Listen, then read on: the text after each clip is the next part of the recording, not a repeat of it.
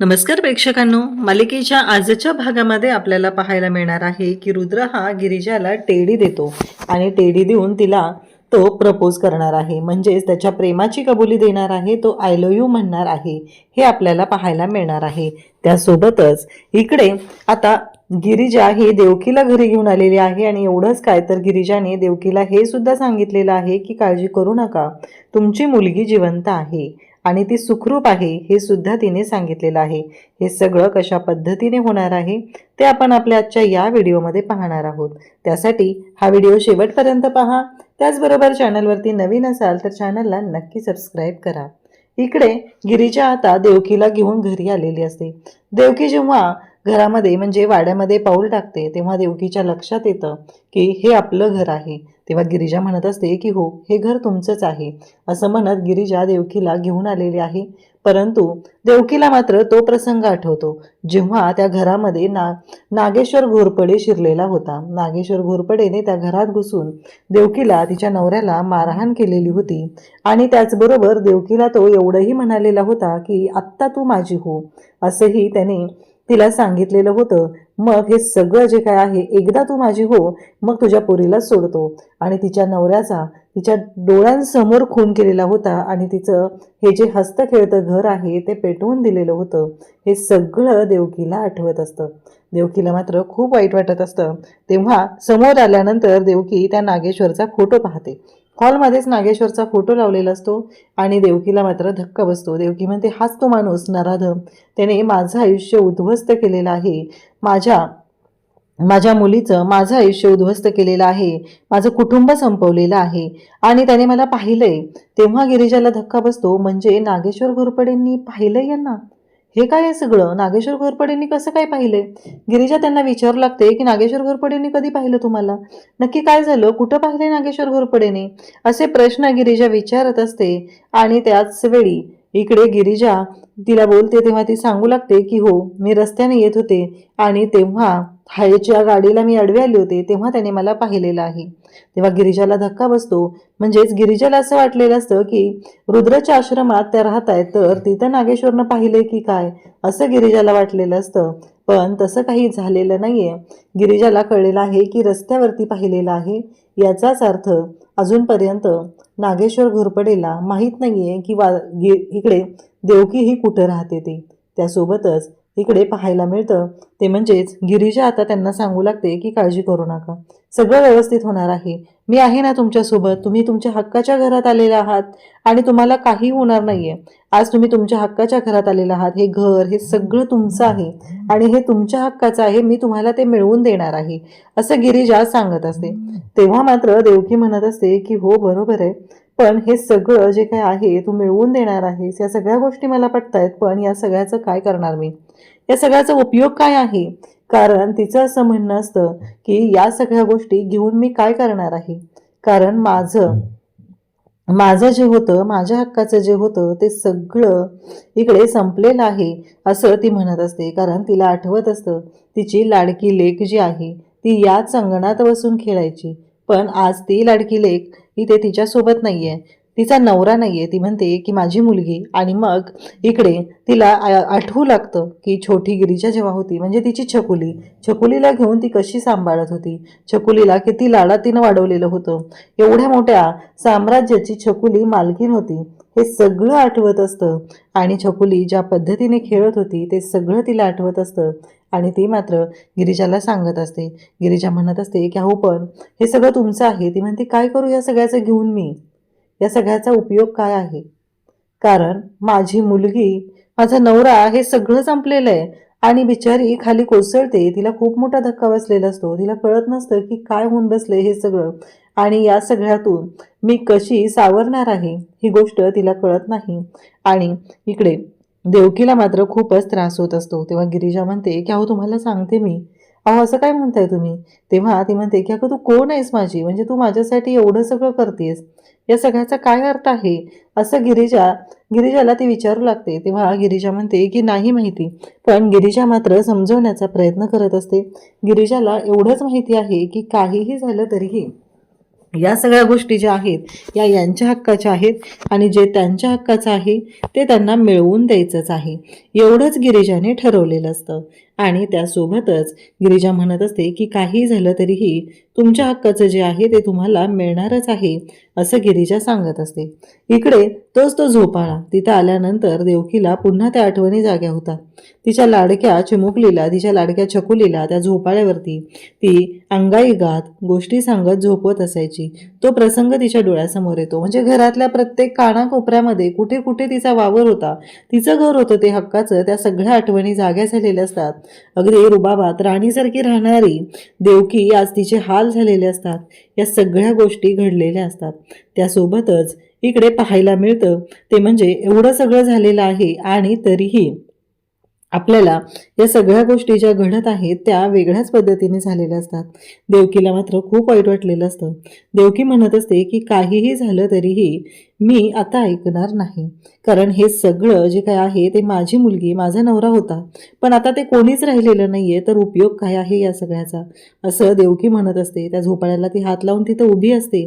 तिला वाईट वाटत असतं की या सगळ्या गोष्टींचं काय करायचं आहे, या सगळ्या गोष्टी कशा पद्धतीने घडलेल्या आहेत, या सगळ्या गोष्टींचं तिला वाईट वाटत असतं.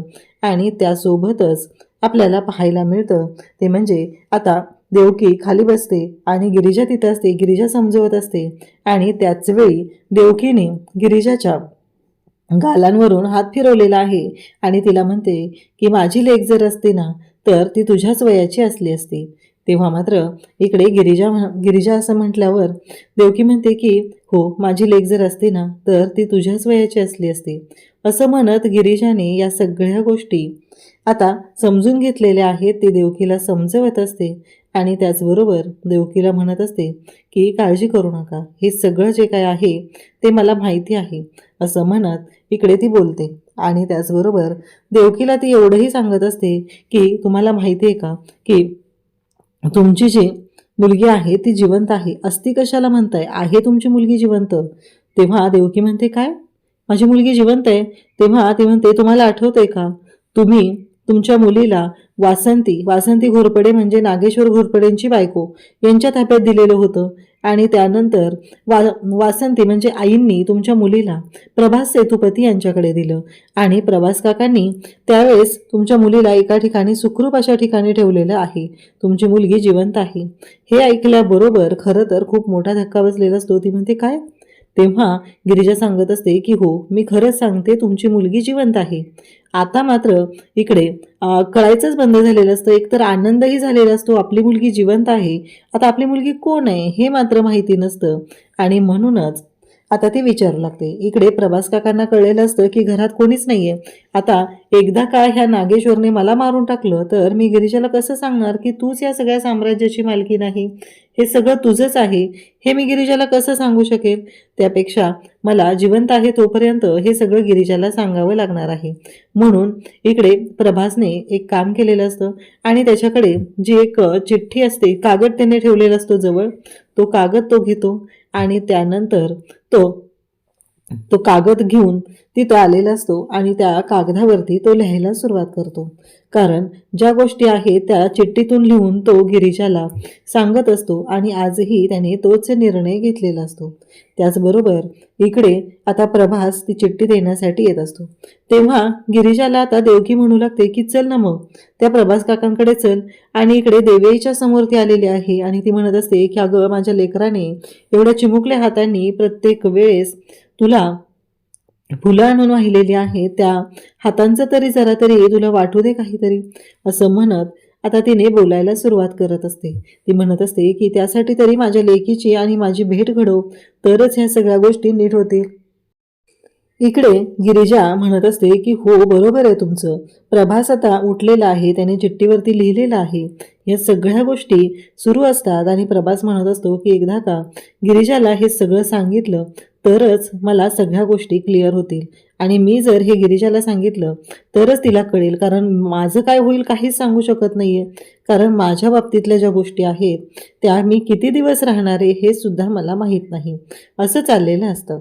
आणि इकडे गिरिजा म्हणत असते की आज तुम्ही तुमच्या हक्काच्या घरात आहात, मला तुम्हाला एकच सांगायचं आहे आणि ते म्हणजे की तुमच्या हक्काच्या घरात तुम्ही आहात, तर तुम्ही तुमच्या हक्काच्या घरात आज पूजा करावी. आज असंही तुम्हाला माहिती आहे, आज महाशिवरात्री आहे, तर या घरातली पूजा तुम्ही करावी असं मला वाटत आहे, असं ती सांगत असते. आणि मग पूजेचं ताट घेऊन येते आणि आज महाशिवरात्रीची पूजा तुमच्या हस्ते केली पाहिजे असं म्हणत तिने सांगितलेलं आहे. तेव्हा मात्र इकडे पाहायला मिळतं ते म्हणजेच की गिरिजा आणि देवकी दोघीही आता पूजा करण्यासाठी बसलेले असतात आणि त्या दोघींनाही पूजा करायची आहे आणि त्या दोघीही जोडीने पूजा करत असतात.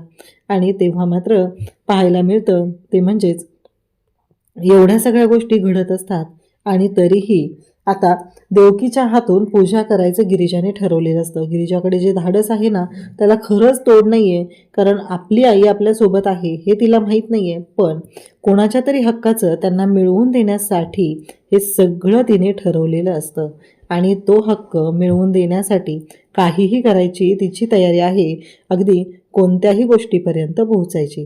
आणि मग दोघीजणी आता पूजा करण्यासाठी असतात.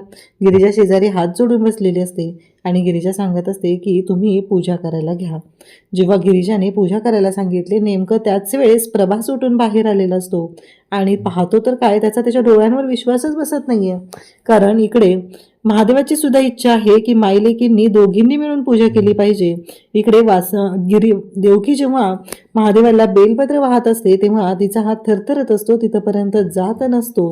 आणि तेव्हा मात्र एक गोष्ट झालेली आहे आणि ती म्हणजेच की स्वतः महादेवाने दोघींच्या हातून पूजा करून घेतलेली आहे.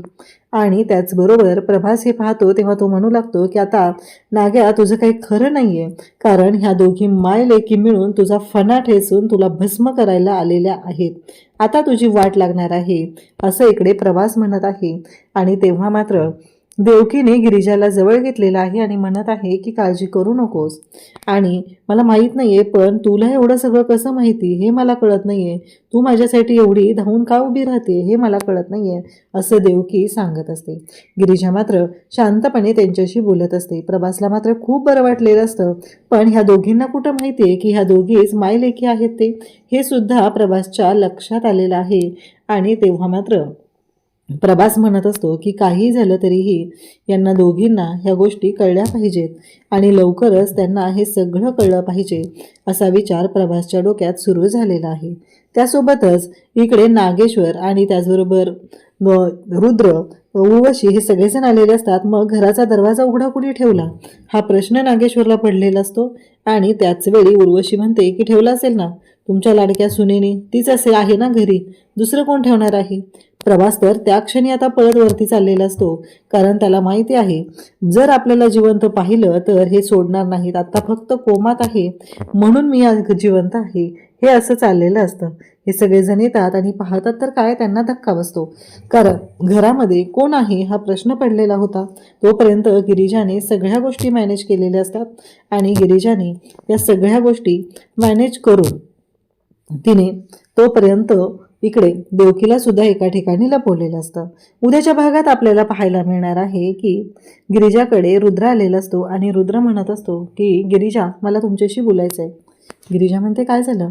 तेव्हा रुद्रने टेडी आणलेला आहे आणि रुद्र तो टेडी घेऊन गिरिजाच्या समोर उभा आहे आणि तिला म्हणत आहे की गिरिजा, हे बघा, मला तुमच्याशी बोलायचं आहे. आणि मग तो टेडी देत तिला म्हणतो की happy Valentine day, I love you Girija असं म्हणत गिरिजाला त्याने प्रेमाची कबुली दिलेली आहे. जेव्हा रुद्र गिरिजाला तो टेडी देत असतो तेव्हा मात्र गिरिजा रुद्रकडे पाहतच राहते. इकडे देवकी कुठं आहे हे गिरिजा शोधत आहे, कारण देवकी कुठं गायब झाली हेच तिच्या लक्षात येत नाहीये.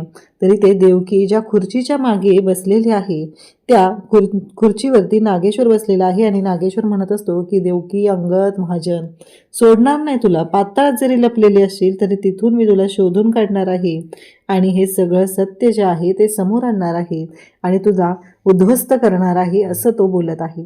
आता इकडे गिरिजा रुद्रच्या प्रेमाचा स्वीकार करेल का, नक्की काय होईल हे आपल्याला पुढे पाहायला मिळणार आहे. अशाच अपडेटसाठी चॅनलशी कनेक्ट राहा. थँक्यू.